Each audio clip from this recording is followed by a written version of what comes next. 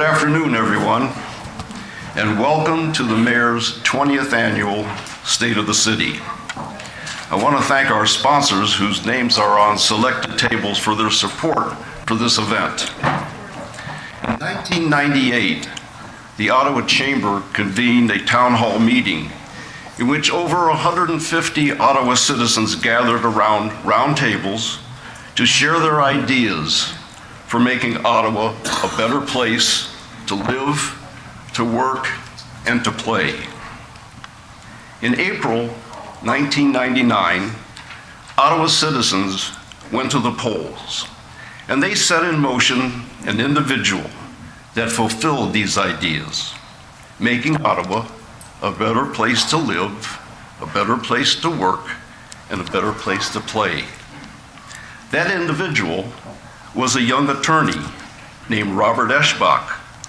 He was a citizen attendee at that meeting, and who, for the last 20 years, has been Ottawa's mayor and visionary. He created a team of commissioners, engineers, planners, and economic developers that soon became the envy of our neighbors and was on the state of Illinois' #1 community to go to for prospects for new industries. Its Economic Development Task Force, formed by the mayor immediately after taking office, was unique and greatly responsible for landing 8 new industries in the span of 10 months. I could say much more, but the state of the city is best told by the person himself.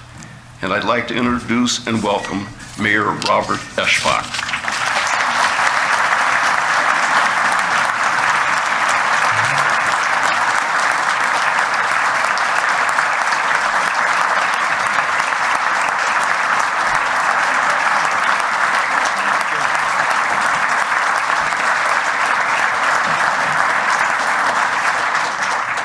Thank you.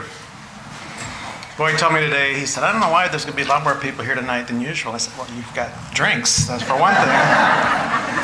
And I think some of you probably think it's bingo night, and that's not true either. So I want to thank the Ottawa Area Chamber for this opportunity to deliver my 20th and final State of the City address, and especially thank Boyd and Meg and Crystal for making all the arrangements. It's been my pleasure to work closely with Boyd Palmer over the past 20 years. Much of what has been accomplished in that time is a result of cooperation between the city and the chamber and a host of other partners, organizations led by Boyd, working together to preserve, improve, and expand upon what is so good about our city. As in the past, my comments will be an abbreviated version of what is actually written in an annual report that I submit, and it's on the city website.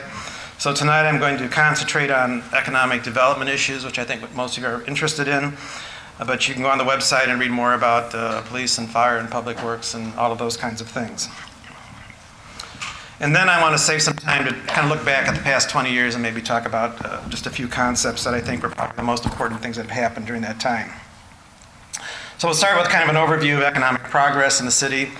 As you know, I've talked about it before. We had pretty much a 3-pronged approach where we were concentrating development in certain areas. One was the industrial park out on Route 6 and other potential development sites north of Route 80. The second was retail and hospitality growth up on the Interstate 80 area and along North Drive. And the third was our downtown and riverfront. But in 2019, we have a fourth area of development, and that is the Route 71 corridor. This corridor stretches from Route 71 and Route 6 up to and through the Interstate 80 interchange. The corridor already has many amenities and advantages that we can present to potential developers, including obviously proximity to I-80. There's a new Route 71 TIF in place. The property is already next to the city. We have enterprise zone in place. We have sanitary sewer that's been installed through the Interstate 80 interchange. We're doing engineering on potential water expansion, and the area is adjacent to the beautiful Dayton Bluffs, which is kind of a backdrop to the potential areas for development. The owners of the largest parcels available for development in that area will soon be aggressively marketing their property this year. And once a commitment is received from a business creating jobs, the city will be able to seek state and federal funding to assist with the water extension. Commercial and hospitality-related businesses are targeted for this corridor. With respect to our industrial park, this past year, we spent a lot of time working to attract a major international manufacturing plant with the code name Project Columbus. The decision came down to Ottawa and one other site in the state of Indiana. However, the company's management decided to postpone making a decision on the site. They said until sometime this summer. So we're very much in the running for that potential project. I hope a decision is made this year. There's been steady growth continuing on the north side of Ottawa and the I-80 Norris Drive corridors. Some of the highlights in that area include the new Holiday Inn Express, a new 84-room hotel which is nearing completion, the OSF Urgent Care Facility, a new facility just being completed at the corner of Etna Road and Columbus Street, Illinois Valley Cement, which has installed a rail facility on East Norris Drive, which has been completed and I believe is in operation. Domino's Pizza is about to break ground on a restaurant on Norris Drive. The Hawthorne Racetrack is about to open a state-of-the-art off-track betting facility in the former Starbucks building on the north side. And probably by far the most ambitious project has been that of the Ottawa Dental Lab. The Dental Lab has been a leading manufacturer of dental prosthetics for 81 years. Their cutting-edge business is growing, and they had to make a decision whether to expand in their original hometown of Ottawa or in South Bend, Indiana, near the University of Notre Dame. The state of Illinois offered incentive programs through the Enterprise Zone as well as edge tax incentives. The Ottawa Dental Lab is now constructing a $3.5 million new facility which will allow the company to employ up to 80 new additional employees at good-paying jobs here in Ottawa. The Crusoe family has been in Ottawa for a long time. This business has been in their family for that time, and I think I'd really like to take this opportunity to thank the Crusoe family. I know Luke is here for choosing to build your facility in Ottawa.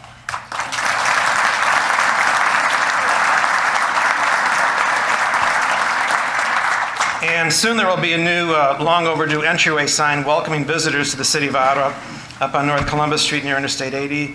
The sign harkens back to the traditional design of state and national park monument signs. It has a sense of permanence and conveys to the visitor the feeling of arriving in the heart of Starved Rock country, Ottawa. Make a few comments about downtown now. The city's efforts to preserve the historic commercial buildings and beautify the downtown continue to vitalize continue to fuel its revitalization. Ottawa has truly become a regional destination for unique shopping and dining. Just ask Governor Pritzker, who noted Ottawa as a tourism destination in a speech a few weeks ago at the Governor's Conference on Travel and Tourism in Chicago. Columbus Street, the last major streetscape project in downtown Ottawa, was completed this past spring. It features I think 30 historic period lights, nearly 40 new trees, and hundreds of perennial plants. This $1.3 million project was financed by an $800,000 grant, along with funds generated by the downtown TIF. As the plants and trees mature, the project will provide a beautiful entryway to downtown coming in from the south. And for the first time in decades, the construction of 3 new buildings is expected to begin this season in downtown. Beginning very soon will be the Anthony Place, a 4-story, independent, affordable senior housing facility with 56 units to be located across Madison Street just north of City Hall. Later this spring, ground will be broken for a new building on the former Little City site, which will be a 3-story building, the upper 2 floors being attractive loft apartments, with the first floor being available for restaurant or retail businesses. And finally, we are close to coming to completing the sale of that hole in the ground on Main Street in the 200 block of West Main to a gentleman who plans to build a 2-story building which will have an apartment on the 2nd floor where he intends to live and a restaurant or retail space on the 1st floor. Altogether, these 3 projects represent an investment of approximately $13 million. In addition to the new construction, millions of dollars are being spent to redevelop the former Carson Curry Scott and Woolworth buildings on LaSalle Street. The interior of those buildings have been largely demolished with the intent to do the build-out within this coming spring, which I guess we just started. The merged first floors of the two buildings will provide thousands of square feet of new retail and restaurant space, with almost 70% of the space already committed. The second floor of the Carson building will have a 13,000 square feet of attractive event space available for weddings, receptions, theater productions, entertainment opportunities, and corporate functions. A wonderful aspect will be the opening of the space onto the roof of the adjacent Woolworth building, which will feature a roof garden, bar, and a beautiful view of Washington Square. As has been the trend in the past recent years, new businesses continue to open in downtown Ottawa. This year they include the Cat's Eye Wine Bar, which is located on LaSalle Street, a cozy neighborhood wine bar with an eclectic vibe featuring more than 60 wines and charcuterie. Also, next to that, the City Folk Urban Decor, which offers a variety of fine art, African art, and signed pottery and glass, plus custom picture framing. Down the street a little bit more is Sinbad Vapors, a premier vapor lounge with products for every level of vaping. Also has a unique interior design, and actually it's really worth stopping in there. It's amazing what they've created. Bash has been relocated into this highly rated sushi and burger restaurant to North LaSalle Street in a beautifully remodeled historic commercial building. And the Prairie Fox Bookstore has also relocated to a beautiful remodeled historic building on LaSalle Street.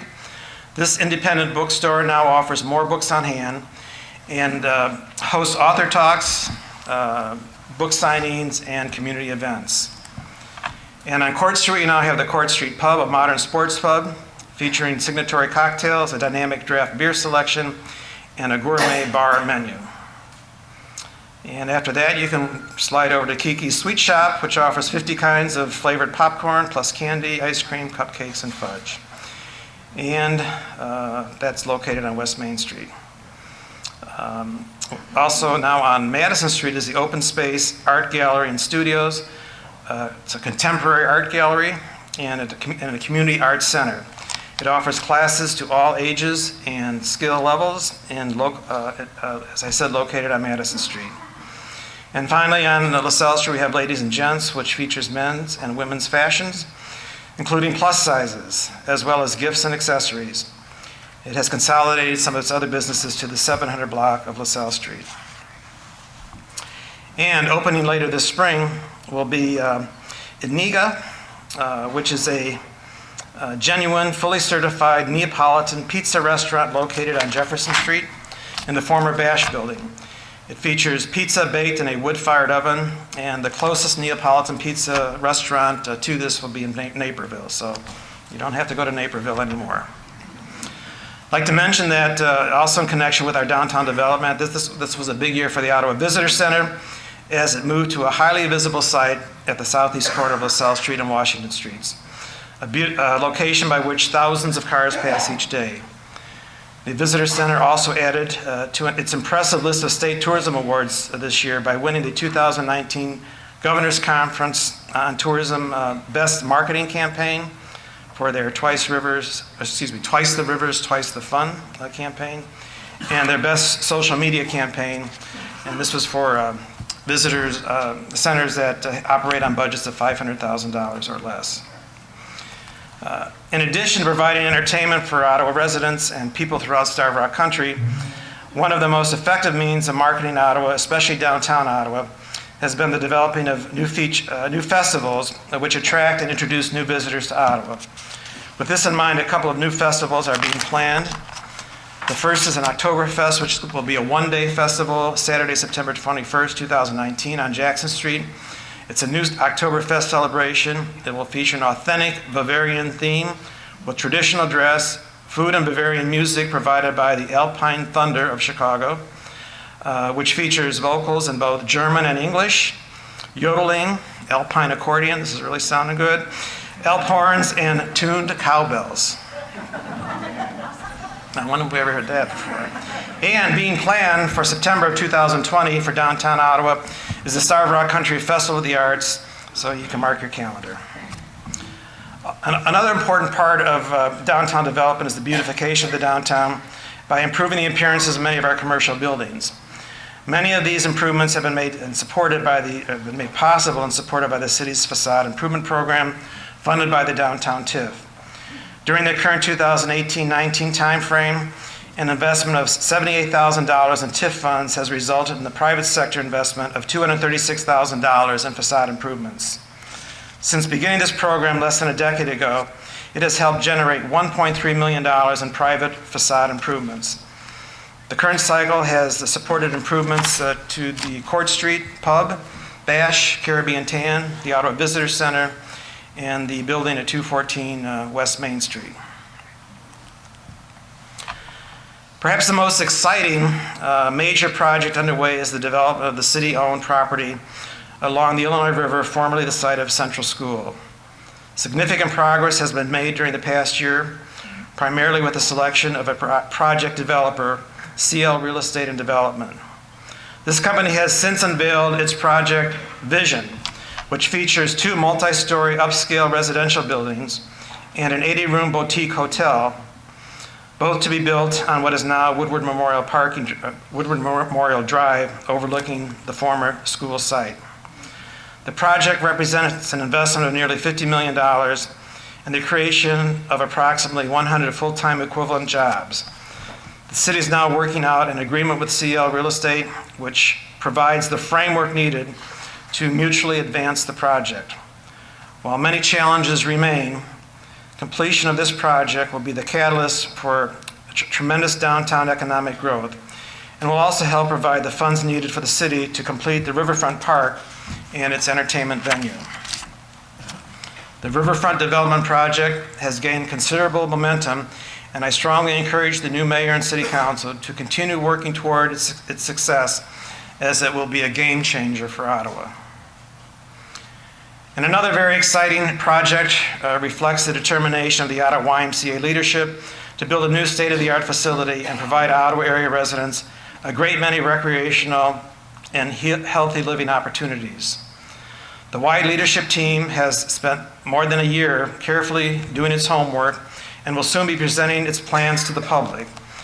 Not only will the new Y significantly strengthen Ottawa's quality of life, its planned location on the west side of the Illinois River project area will give a major boost to the city's riverfront development plans. A long-held goal of mine was to see a significant portion of the Inama Canal through Ottawa rewatered. While challenges remain, the accomplishment of this goal is now in sight.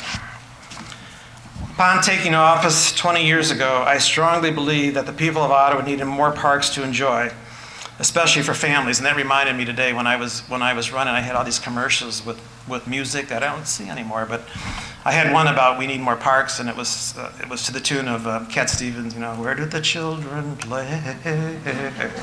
So anyway, I could have said where do they kayak, I suppose. But anyway,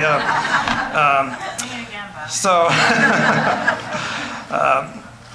in any case, and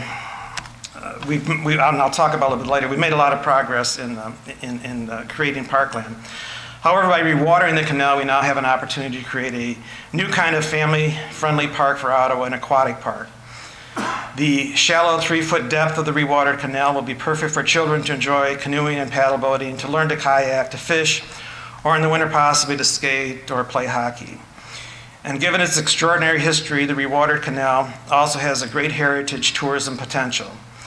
Perhaps with the help of the state tourism grant, dynamic interpretation can be placed and developed to tell the canal story to visitors as well as to Ottawa school children. Last year, the U.S. Army and Marine Reserves recontoured the canal as part of a training exercise at an estimated value of several $100,000. And for the past 6 months or so, we can see that as a result of their work, we can see that the canal seems to hold water very well, by the way. I offered to help raise $200,000 in private contributions to support this project.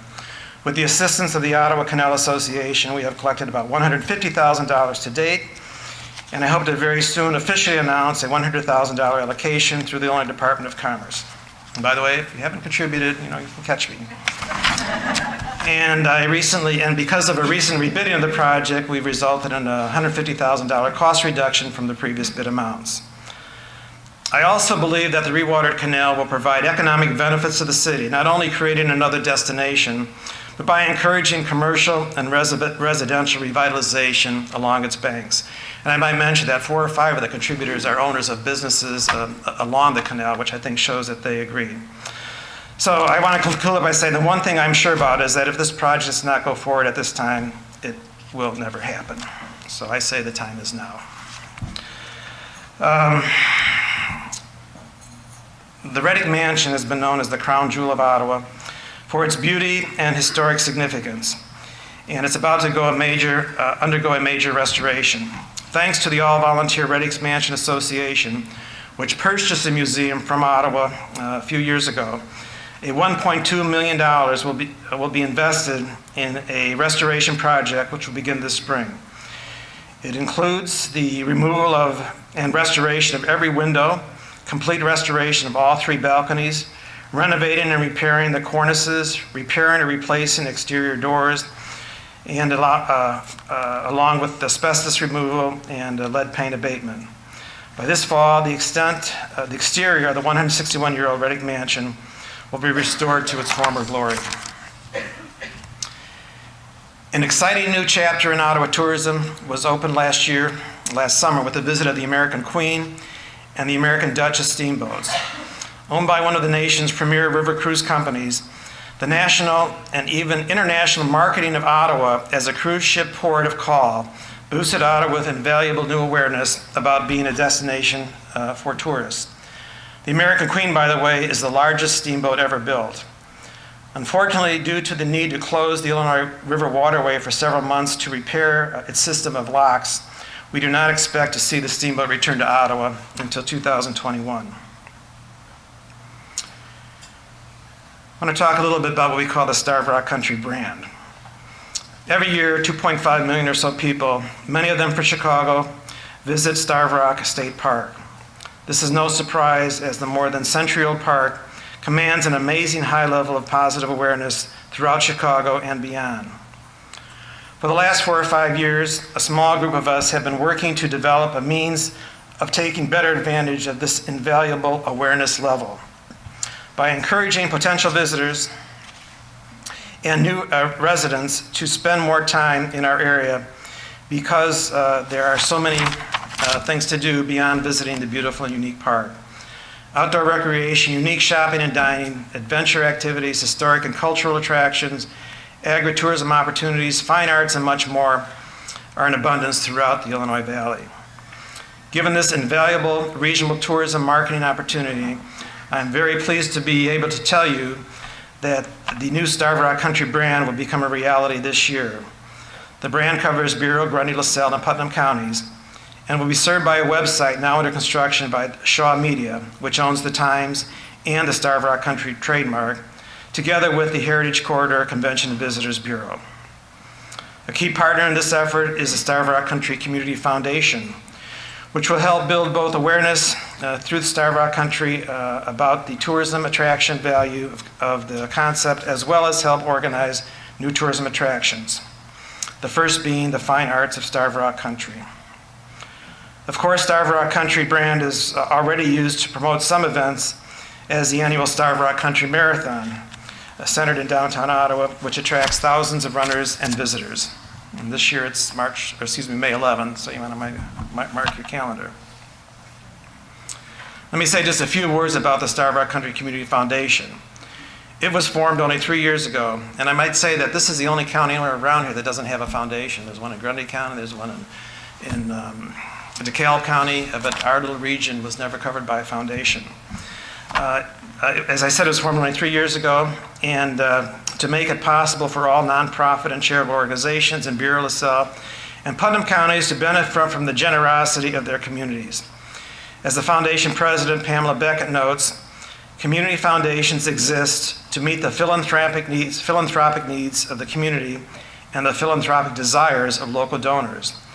When we connect those two, wonderful things happen to enhance the quality of life for all of us.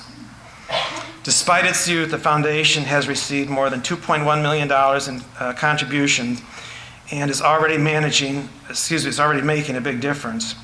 For example, during the past 2 years, Foundation has administered $326,000 in donated relief for low-income households in the Ottawa and Nape Plate area impacted by the 2017 tornado. And one of the more rewarding aspects of my time as mayor has been the City of Ottawa's participation in the American Bloom competition. I'm not going to tell you all the awards we've won this past years. I've done that before, but we have won our population category twice. We have done well over the years, and this year, for the first time, we're going to take a break. The committee decided we're not going to compete, but the committee still will be working together to make improvements in our green environment. But the exciting news is that we will be soon working and laying the groundwork for hosting the American Bloom Annual National Conference and Symposium in Ottawa in the fall of 2022. And in line with that, I just wanted to mention something that ties in with that, and that is what we call Anna's Fund. The late Anna Mattis loved gardening and played a major role in the beautification of Ottawa. She was a founding member of the Ottawa Garden Club. I think it was founded in her living room, actually, and a University of Illinois Master Gardener. She worked especially hard for many years to maintain the natural beauty of Washington Square. Her many friends and those who appreciate the natural beauty of Ottawa have established the Anna Mattis Fund in her memory. These funds will be first used this spring to replant the garden around the statues in Lincoln Douglas in the Lincoln Douglas Plaza in Washington Square, where Anna did so much work. If you'd like to support this cause, just make your checks payable to the City of Ottawa, donating the Anna Fund in the memo.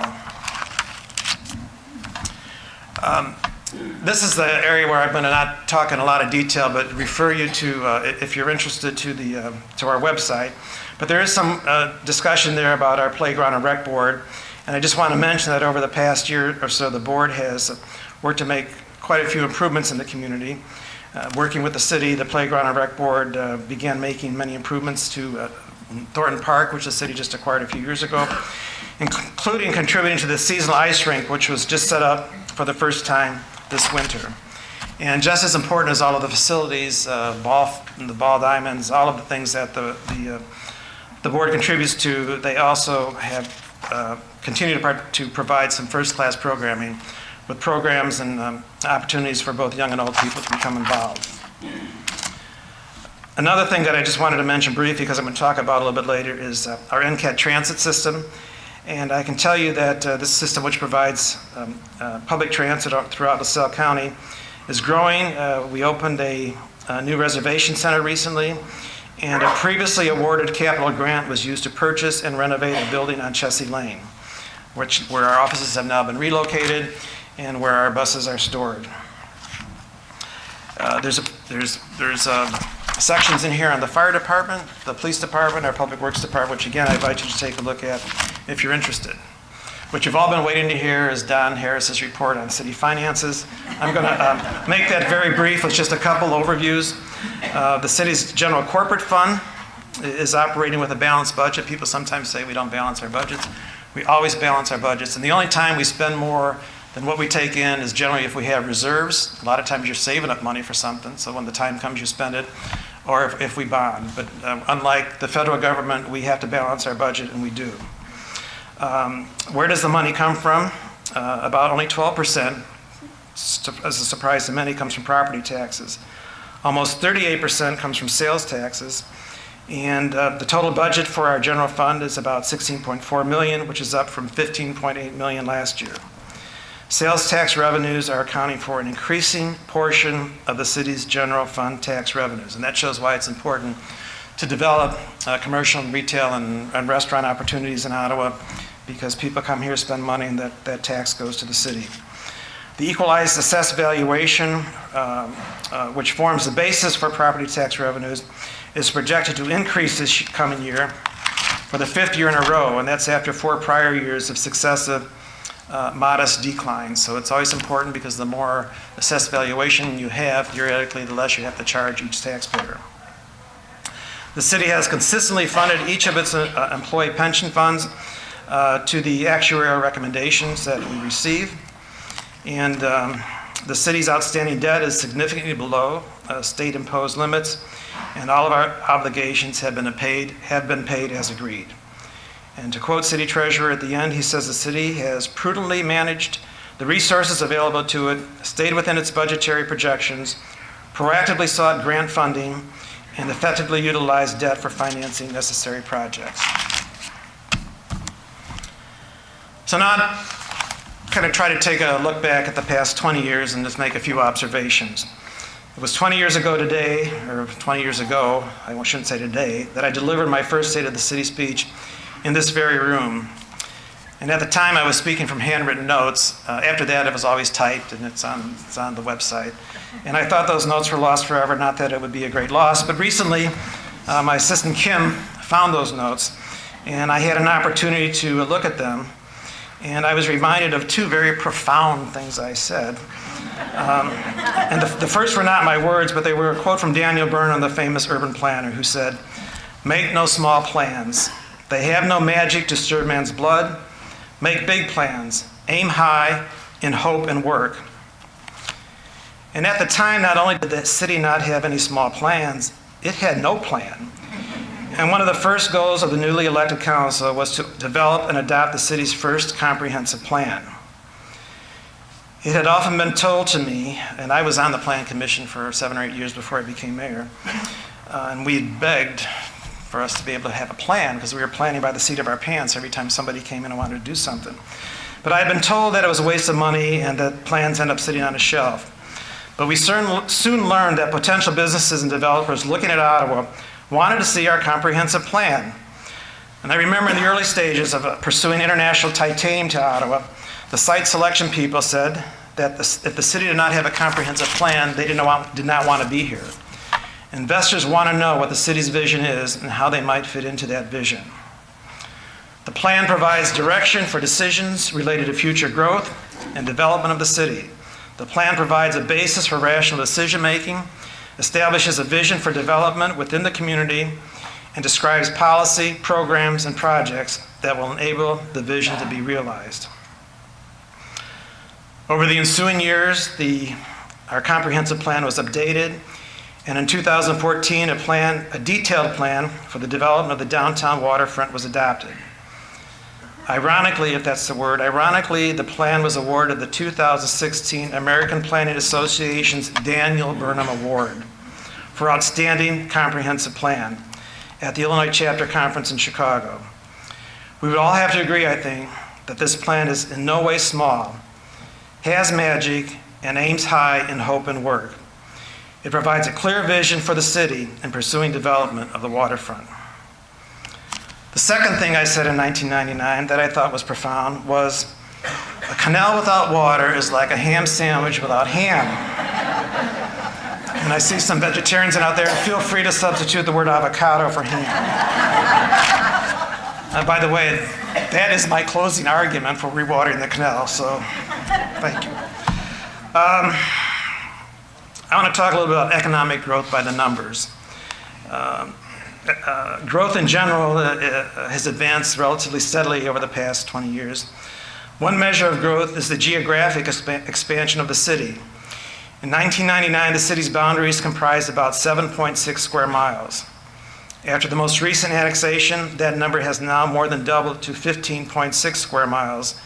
And I think we might have a map illustrated on the map. Great. But acreage alone may not be a valid economic indicator. It might just indicate you're sprawling. But other numbers support the case. Perhaps one of the best indicators of that is building permits. Since 1999, the city issued building permits totaling over $578 million in new construction. This number generally reflects the real estate values and does not include the value of investment in equipment and other personal property that companies and industrial developments entail. And I'm told by our staff that if we were added those numbers in, we probably would have development numbers in the area of $900 million. There is no doubt in my mind that many of the larger businesses that have come to Ottawa in the past 20 years would not be here but for our TIF districts. and the incentives that they make possible. In particular, for example, PetSmart, Kohl's, Tyson's Foods, ITW Zip Pack, Sika, Titanium Powder, Heritage Harbor, MTD Voyager, and that whole Walmart complex up there, not the store, but that whole multi-acre area, would not be here but for TIFs. And while the complaint is often made that other taxing bodies aren't receiving what they would otherwise receive if the development were in a non-TIF area, the administration has always tried to share TIF revenues with the other taxing bodies. We have done this through our intergovernmental agreements with those taxing bodies. In the past 20 years, the Ottawa TIF districts generated almost $16.5 million that were distributed to the local schools and other taxing bodies. It's not 100% of what they would have got, but as we always say, most of these projects would not have occurred and they'd be getting 100% of nothing if we didn't have the TIFs. All right. The pie chart on the screen shows the breakdown of the disbursements, with Ottawa High School receiving over $6 million and Wallace Grade School receiving $5.1 million. IVCC at $1.7 million and LaSalle County about 2/3 of $1 million. Unfortunately, the Ottawa Elementary District received very little because most of the development occurred primarily in the North Interstate 80 area, which is outside the Ottawa Elementary District boundaries. One of the main reasons for aggressively pursuing downtown and riverfront development is to build the Ottawa Elementary School District tax base. Increasing the tax base significantly will provide the district with the funds to maintain its educational quality without having to rely exclusively and so heavily on the property taxes of the average citizen.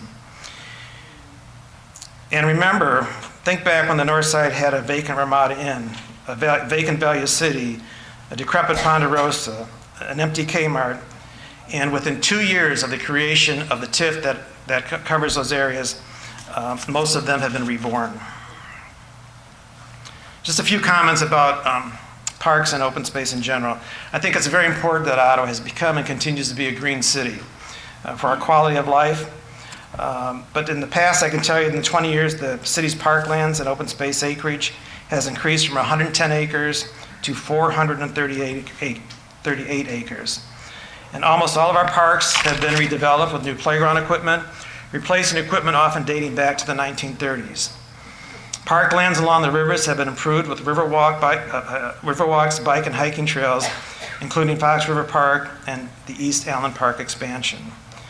New parks, including Hollywood Park, the East Main Street boat launch, the old the old Central School site. Did I mention Fox River Park? I missed the main one. Fox River Park and the former privately owned Thornton Park have been added to the city. The city recently annexed and has a long-term lease agreement with the Conservation Foundation for the 253-acre Dayton Bluffs Nature Preserve along the Fox River. And Walsh Park and Peck Park have also been expanded over the past 20 years. So I think now we know where the children play. I won't sing it again. Next, I'd like to talk about dark clouds and silver linings. In the past 20 years, Ottawa has had more than its share of natural disasters, including the flash flood of 2007, which resulted in about 50% of the basements flooding throughout town. The 2008 hurricane, the Hurricane Ike river flooding affecting the flats and Central School. Snowmageddon in 2011, when 12 inches of blowing snow fell overnight. And the Illinois River flood of 2013. All of those events resulted in presidential emergency declarations. Ironically, the disaster that did the most damage, but did not result in a disaster declaration, was the 2017 tornado, which caused almost $60 million in damages in the area. But many of these disasters had silver linings. In the case of the most recent tornado, while causing much heartache and disruption and the tragic loss of the lives of 2 of our citizens, it resulted in a lot of new roofs and siding, rebuilt homes and other new construction, which is evident by driving around the near south side. Perhaps the most dramatic example of this is the UAW Center on East Center Street, where a rather antiquated 1950s style motel has been replaced by a new hotel-type building with 51 rooms which is architecturally compatible with the surrounding historic buildings, and it has beautiful views of the Illinois River Valley. And an even more dramatic case of a silver lining, so to speak, followed the 2008 flood affecting Central School. I think it's probably one of the most important things that happened in the 20 years I was here. And I consider it probably one of our greatest accomplishments. What happened was from almost the very first day of the flood of September 2008, the city partnered with the Ottawa Elementary School District in helping to address a host of challenges that were presented. Eventually, FEMA, the Federal Emergency Management Agency, proposed flood compensation to the school district in the amount of $1.2 million. The district did not have the experience the city had in dealing with federal agencies. And quite frankly, I think the school board was about to accept the 1.2. And at that point, the city partnered with the school and urged them to hire a consultant, James Lee Witt, out of Washington, D.C., for $60,000. And we agreed to split that cost because that's how confident we are that they had to do something. And as a result of that, what eventually happened is the school district received $10.5 million toward a new school. So that joint $60,000 investment really had a return.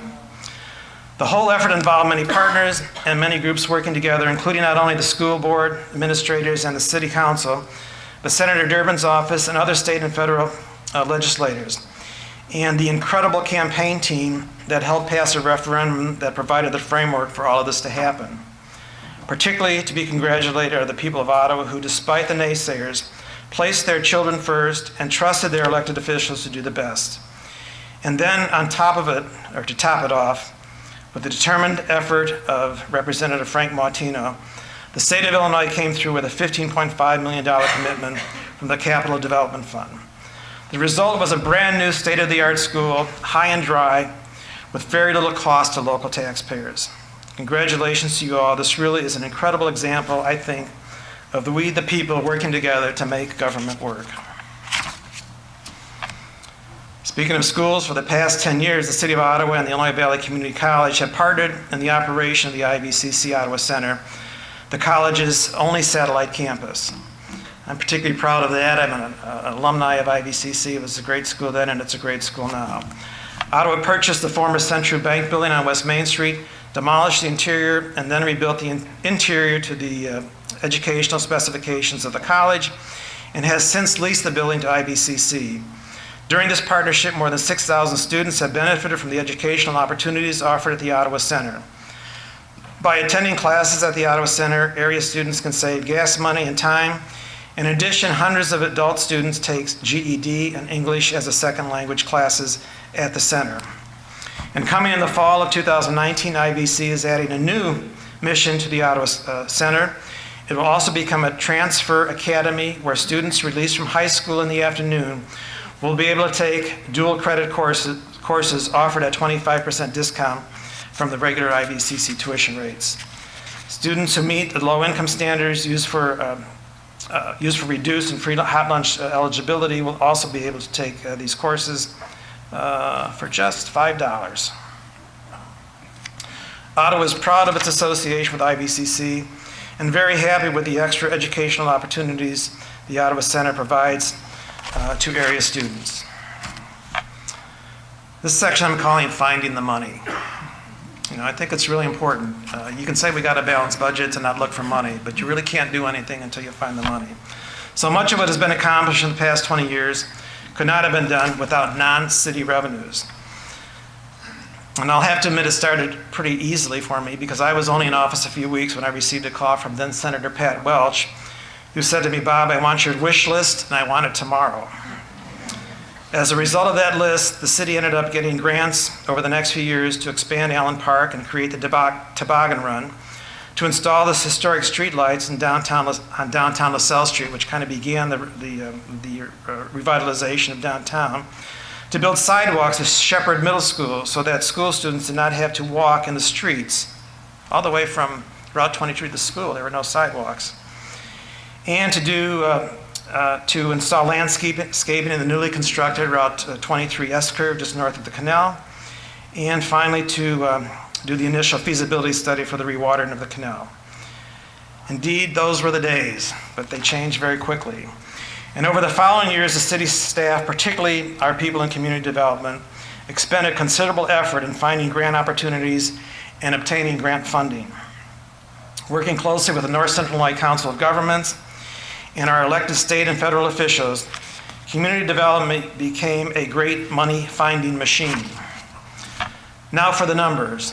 In the past 20 years, the city has been able to obtain, first, over $19 million in disaster mitigation grants, more than $2.6 million for parks, tree plantings, and downtown streetscape, almost $2.9 million for streets and pedestrian ways, including the new pedestrian bridge over Interstate 80.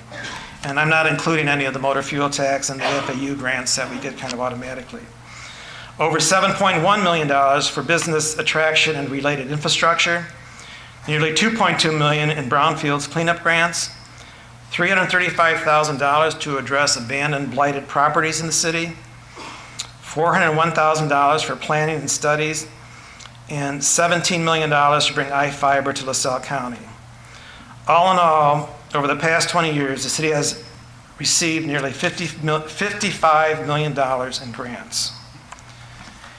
And while not a grant, the city has received a substantial sum as a result of extending its enterprise zone several times that brought 340 wind towers with an additional $400 million investment and construction jobs to the area. In doing so, we're able to get in return from the developers annual payments over a 10-year period, which are about to expire, about to end, that have amounted to about another $5 million over that period. We all know that the city, for almost a century now, has been faced with the environmental legacy of radium dial. And I'm pleased to report that we continue over the past 20 years to partner with the US EPA and IEMA for the cleanup of the radium sites. And at this point, all of them have been cleaned up with the exception of one, a fairly large one on the edge of town on Route 6, near the Route 6 and 71 interchange along the Fox River. And that cleanup is going to take many years, but it's scheduled to start this year. Another important accomplishment, I think, for the city has been an iFiber. We know that iFiber helps provide robust, high-speed, affordable internet connectivity to public facilities, residences, and businesses throughout the county and northwest Illinois, and now does this through a network of hundreds of miles of fiber laid underground. The city of Ottawa uses iFiber to provide connectivity needed for its internet and telephone needs, saving tens of thousands of dollars each year. Almost 10 years ago, the city of Ottawa ensured LaSalle County was included in this regional fiber network by creating the LaSalle County Broadband Initiative. And even though it says LaSalle County, it was initiated here in Ottawa. The initiative was later merged into the iFiber system for the purpose of providing a strong regional application for a successful $69 million federal grant administered by Northern Illinois University, which financed the iFiber network.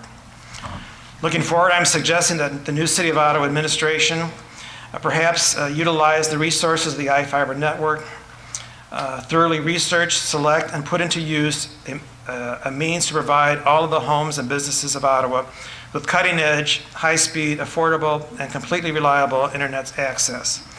Having this type of access is essential for economic development, public safety, and a high quality of life. I'm also proud of what we've been able to accomplish in providing public transit to LaSalle County. 8 years ago, and after 2 years of study and going to a lot of meetings, the awarding of $1 million in unused IDOT grants, LaSalle County decided to abandon its effort to provide public transit to the citizens of LaSalle County. When I say $1 million in abandoned grants, unused grants, monies were allotted for public transit in LaSalle County, but they weren't being used. I'm proud of the fact of the willingness of the city council, and the city of Ottawa to step forward and assume the leadership role of providing public transportation, not only to the residents of Ottawa, but to all of the citizens of LaSalle County. And this fiscal year, the fiscal year 2018, NCAT now provides over 50,000 rides across the county.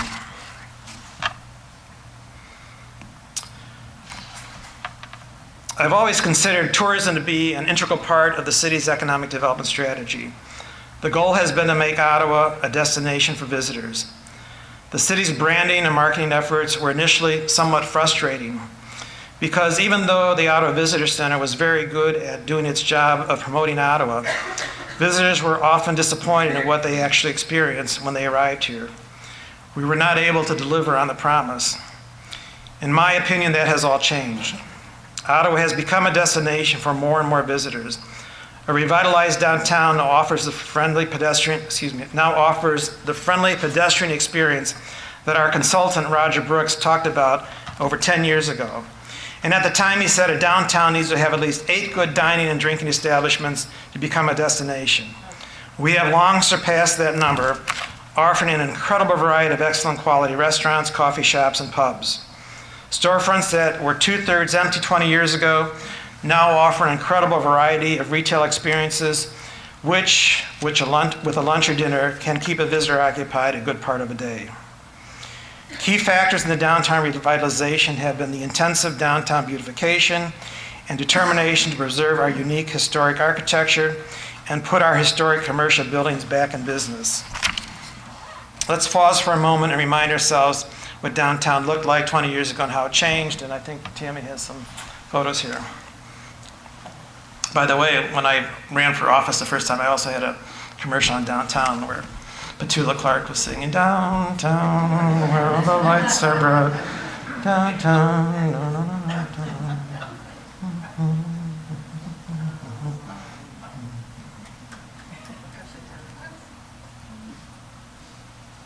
It really pretty much was an asphalt jungle at first.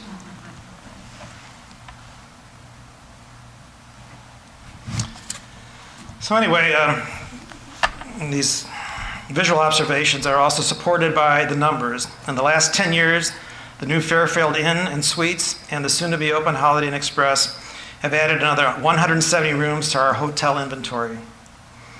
A new bed and breakfast is about to open in the Cora Pope home, overlooking the Illinois River Valley. A considerable number of cottages at Heritage Harbor are also available for short-term visitors. And in the initial planning stages is the new downtown waterfront hotel with another 80-plus rooms. The increase in overnight stays is also reflected in the city's hotel-motel tax revenues, which increased from $144,000 in 2000 to about $387,000 projected for 2019. And Ottawa as a destination is not just attracting overnight visitors, but also those who want to spend a considerable amount of their free time in Ottawa, or even live year-round in Ottawa. Heritage Harbor has played a big part in attracting this demographic, with over 100 homes now developed, most of which are used as second home getaways by their owners. I cannot in good conscience conclude my comments regarding Ottawa as a destination without mentioning 2 developers who shared the vision, recognized Ottawa's great potential, and made the investment to realize their dreams in our town. I remember the first time I met Tom Heimsuth sitting at a table at Monty's restaurant when he was hardly able to contain his enthusiasm about the beauty of Ottawa and the opportunity Ottawa offered. Since then, he and his partners have invested over $55 million in the development of a unique, first-class marina resort community on the Illinois River, Heritage Harbor. Then several years later, I met Peter Limburger, another man who saw opportunity in smaller communities in general, and in Ottawa in particular. Peter and his wife, Inga Karras, formed CL Enterprises and brought Tangled Roots to Ottawa, the first local brewery that anyone now living remembers. At the same time, the Lone Buffalo restaurant was created, giving Ottawa a venue unlike anything I had ever seen before. Now with plans for construction of a soon to begin renovation, or a new building at the Little City site, and development of the former Carson and Woolworth buildings on LaSalle Street, CL Enterprise is probably well on its way to having invested more than $20 million in downtown Ottawa. We also need to remember that while Heritage Harbor and the Lone Buffalo are spending hundreds of thousands of dollars each year marketing their businesses, they are also unabashedly marketing Ottawa as a great place to visit and live. What an experience and what a thrill to have been able to work with people like Tom, Peter, and Inga, to get to know them personally as the quality people they are. And I don't think Peter and Inga are here, but I think Tom is here somewhere. Tom, would you raise your hand?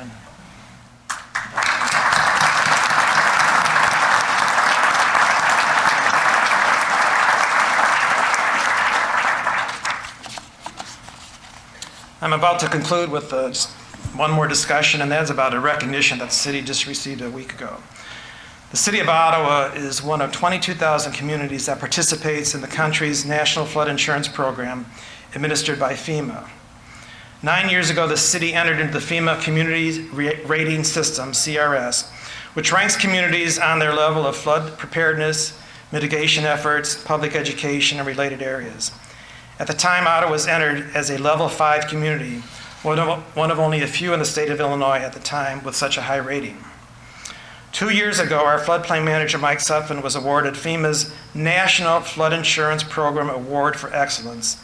It's a nationwide recognition. He was the only one recognized. And previously, Mike was awarded the Illinois' Outstanding Flood Manager of the Year. Last Thursday, at the annual meeting of the Illinois Association for Floodplain and Stormwater Management, I had the honor of accepting for the city an award recognizing Ottawa as a Class 2 CRS community. The award was presented by Region 5 FEMA Director James Joseph, who flew in from Washington, D.C. for the event. Director Joseph congratulated Ottawa for its proactive approach and informed us that Ottawa is not only the highest rated community in Illinois, but the highest rated community in his entire 5-state region. He further stated Ottawa is now one of only 6 CRS Level 2 communities in the entire country.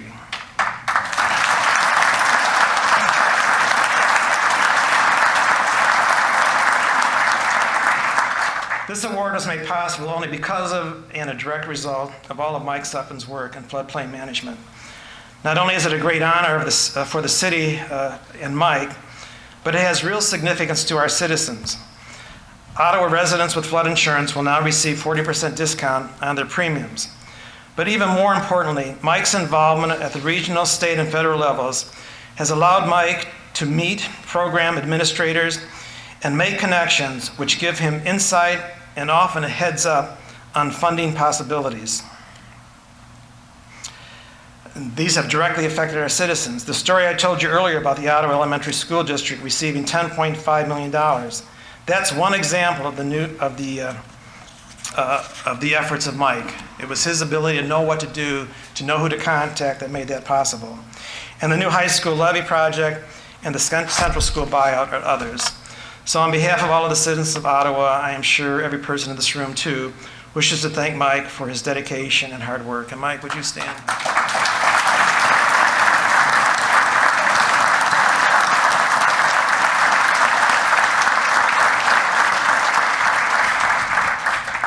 By the way, I have all of the words here for Downtown by Petula Clark. So if anybody wants to get it later, maybe we can do a little sing-along. One other thing I wanted to mention, it's not in my speech, but I made this comment the other day. I think one of the things that I've noticed the most about Ottawa in the last 20 years is the change in attitude. And when I grew up here and I spent my whole life in Ottawa, it was kind of an inferiority complex going around. And my dad always gives us an example. You could never meet his expectations. And whenever somebody would open a new business, for example, he would say, well, that's not going to last 2 months. And it's very different now, and people are very positive, and I want to thank you. People have been so nice to me, and so, I don't know, unfettered in making nice comments, and I really appreciate that. I made the comment to somebody today. One good thing about that has come about lately, and as far as comments go, is caller ID. Because when I was first elected, we didn't have caller ID, and people would call and say the nastiest things, and that type of thing. And then one Sunday afternoon, I got a call from this lady, and she was mean, but I had caller ID, and she didn't know it. And she was complaining. Her TV went out, and the cable company wasn't doing their job, and blah blah blah. And I said, well, ma'am, let me look into it. So I called the cable company. Oh yeah, we know. Her cable will be back on in an hour. So I called her back, but I said, Mrs. So-and-so, this is the mayor. I just want you to know your cable will be back on in an hour. Oh, thank you. She's very nice. So anyway. Let me close by expressing my sincere appreciation to all of the people who work for the city and with the city in making it all happen. Our employees, our supervisors, our department heads, and our appointed officials with which I have the privilege to serve all take their job very seriously. Thank you to my fellow council members, Wayne Eichelkraut, who has been with me on the council for the full 20 years we started out together, Dan Awesome, who has served 3 terms on the council, and James J.J. Less and Tom Gainier. A special thanks to the staff and leadership of the Chamber organization, which has helped to forge the great relationship that the city has with the business community.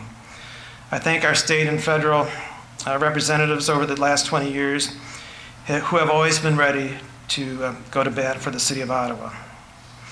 And of course, thanks to the hundreds and hundreds of people who generously give of their time and talent to make Ottawa a better place. We are all ordinary people working together to accomplish extraordinary things.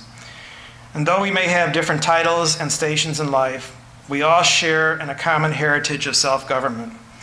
And we all share in probably the most precious of titles, that of citizen. Thank you.